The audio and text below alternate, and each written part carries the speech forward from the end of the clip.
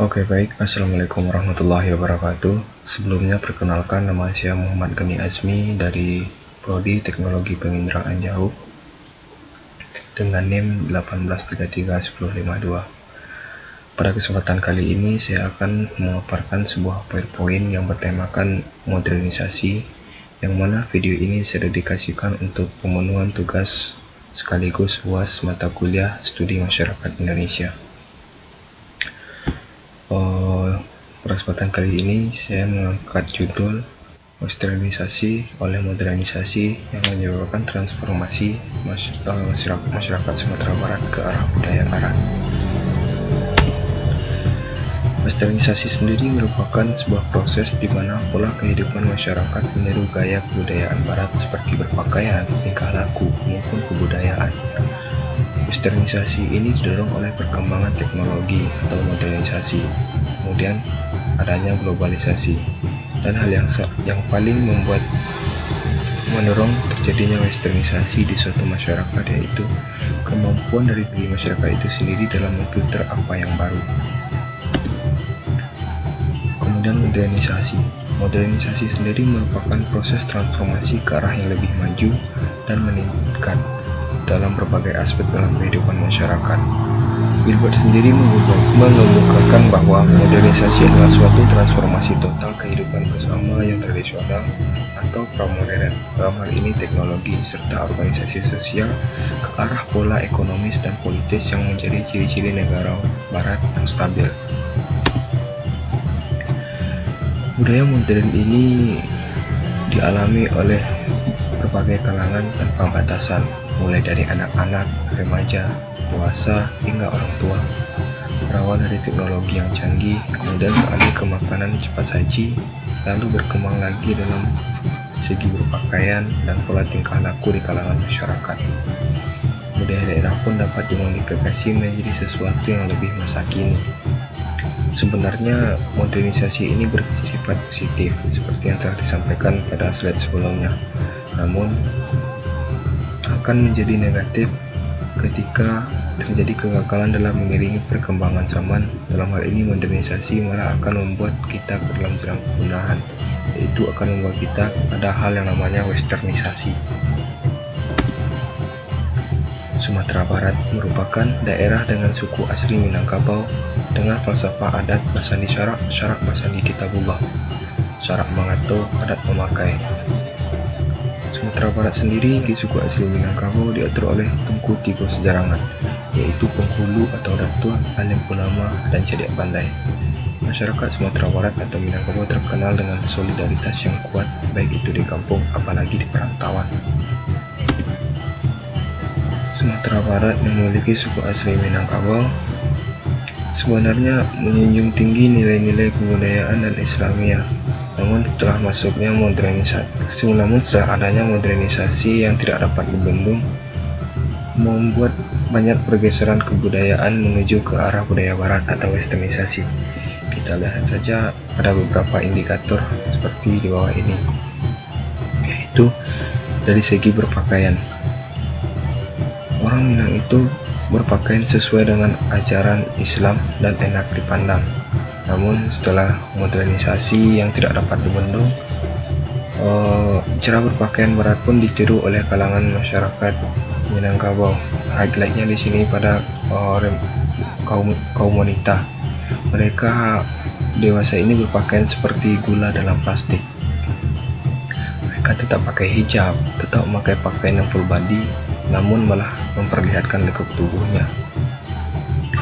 Lanjut pada sosial dan kebudayaan. Masyarakat Sumatera Barat sendiri atau Minangkabau itu terkenal dengan rasa gotong royong dan tenggang rasanya dalam menyelesaikan berbagai permasalahan dan ada di dalam lingkungan. Ada pepatah Minang yang mengatakan walaupun indak panuh kateh, panuh ke bawah mana. Artinya setiap orang memiliki andil dalam masyarakat. Jika dia tidak memiliki kemampuan di bidang ekonomi, dia bisa menyumbangkan pikirannya. Jika dia tidak juga dapat memegang pikirannya dalam hal bisa dikatakan bodoh, dia bisa menyumbangkan tenaganya. Karena juga ada pepatah Minang yang mengatakan dan butuh pambilaso, dan buah malawayam, dan pakak malapai batia. Jadi semua individu dalam kalangan masyarakat Minangkabau ini, baik itu yang bodoh, yang kekurangan secara ekonomi, ataupun kekurangan lainnya, dia tetap bisa bergotong royong dalam masyarakat. Dia bisa mendedikasikan apa yang ia punya, baik itu harta, ataupun tenaga, ataupun hanya dengan pikiran.